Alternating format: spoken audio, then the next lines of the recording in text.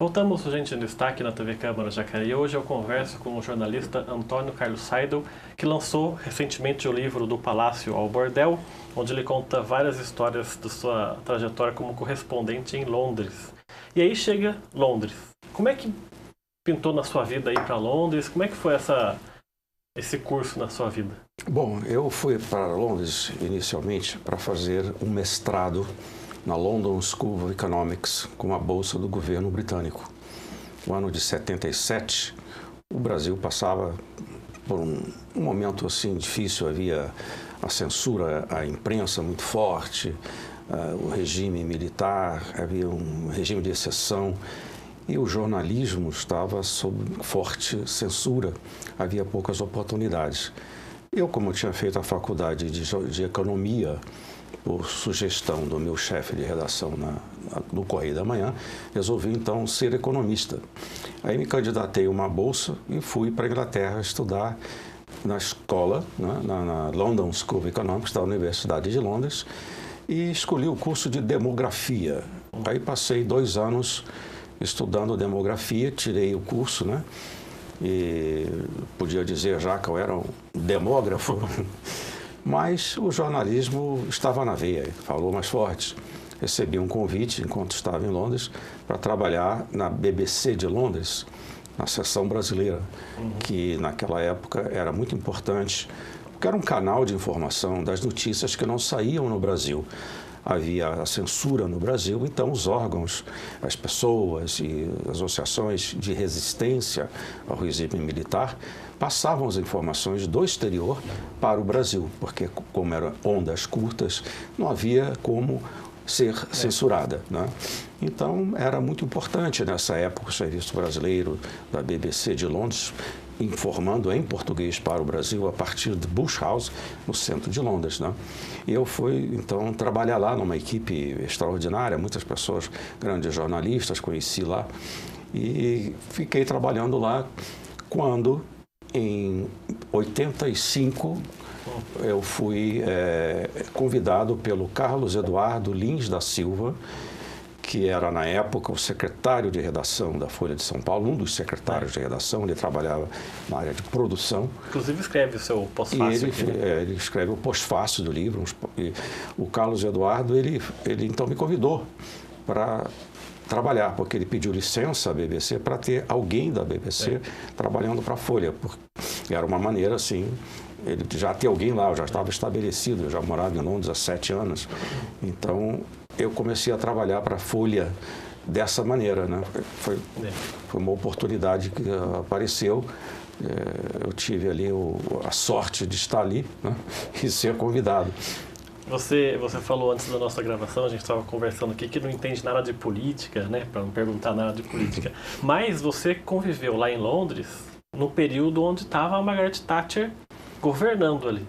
Como é que foi viver em Londres nessa época da Dama de Ferro governando lá em Londres, quase conjuntamente no mesmo sistema do Ronald Reagan, presidente dos Estados Unidos, os dois conservadores, né?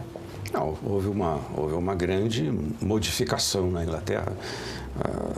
Nos primeiros anos da Margaret Thatcher, houve uma modernização muito grande, né? Houve o fim dos sindicatos, foram perdendo o seu poder, e isso, na minha área, no jornalismo, ficou muito claro, né?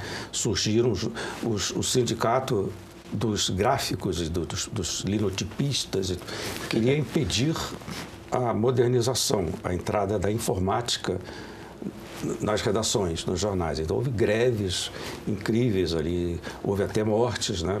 A resistência dos sindicatos, a modernização, até que o Times, né? Do Rupert Murdoch, quando ele comprou o Times, ele fez na marra, levou o Times lá para Wapping, uma área nova, uma área de indústrias leves, e estabeleceu a grande mudança que houve na imprensa britânica, com a informatização da imprensa britânica. Isso eu acompanhei com muito interesse lá. Vamos começar falando algumas histórias que estão no livro. Lógico que eu não vou falar de todas, porque quem quiser saber mais vai comprar o livro para saber mais a história. Mas você começa já o livro, no primeiro capítulo, sobre a candidata a um cargo no parlamento britânico, que foi a Lindsay St. Clair. Comenta quem era a Lindsay St. Clair, como é que foi essa sua conversa com ela na reportagem em Londres? Bom, o correspondente internacional, né, a principal missão é cobrir o hard news. Né? Você está ali para cobrir, por exemplo, a eleição de Margaret Thatcher, a bomba do IRA que estoura perto do palácio, né? O dia a dia da política. Né? Isso tudo você tem que cobrir imediatamente, porque é isso a missão principal. Né? E isso você trabalha junto com as agências internacionais de notícias, porque muitas vezes você não tem acesso a certas informações, mas consegue trabalhar nisso. Agora, essa é a parte, assim, principal, né?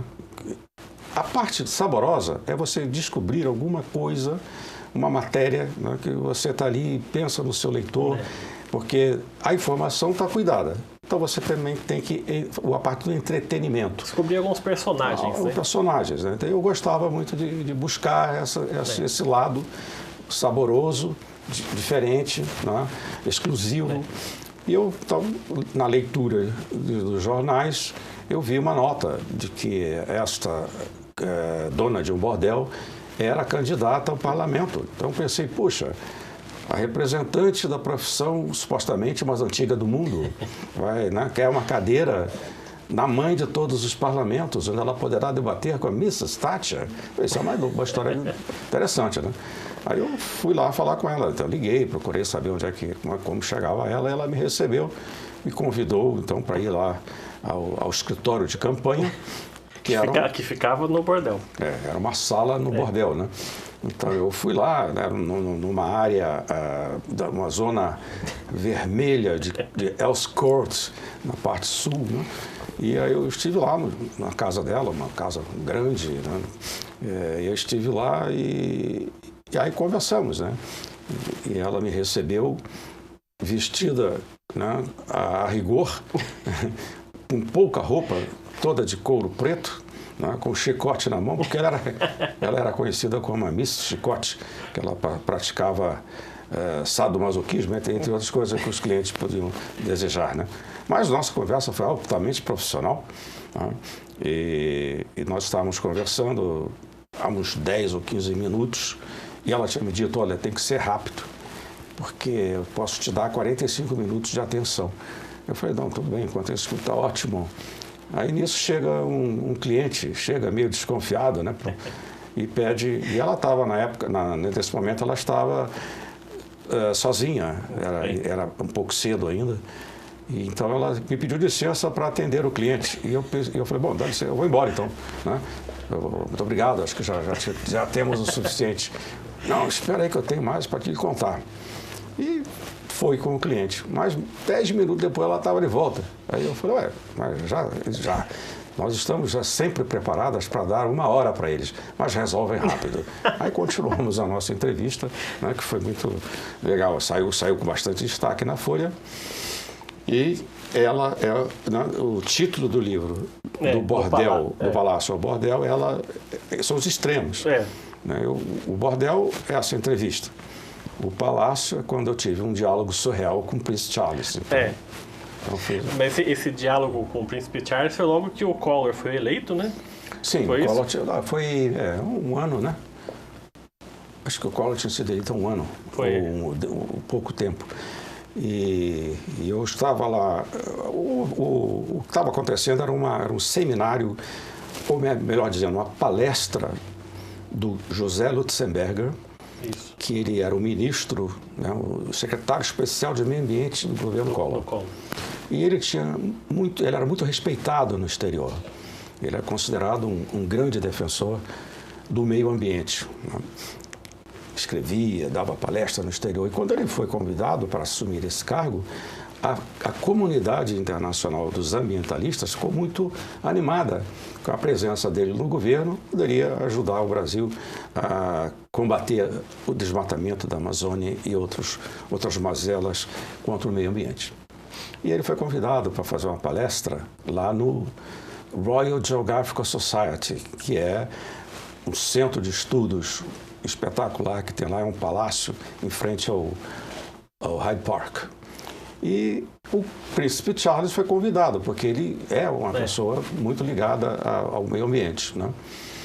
E nós estávamos lá, os jornalistas, eram muitos jornalistas, também, todos querendo falar com o José Luxemburgo, correspondentes, jornalistas de jornais e de revistas, né, especializadas na questão científica. E quando terminou a palestra, todos quiseram entrevistar o José Luxemburgo e se aproximar também do príncipe. Mas todos estavam sendo, os VIPs, né, os VIPs estavam sendo levados para um salão especial onde havia o coquetel. E nisso eu fui empurrado, porque tinha tanta gente ali, e eu queria chegar. Quando eu estava vendo caindo, eu me abracei, assim, segurei em alguém, era o embaixador, Paulo Tasso Fresta de Lima. E eu me agarrei com ele e fui andando junto com ele, né? E entramos na sala. Cuja esposa era muito amiga da Lady Diana, né? Exatamente.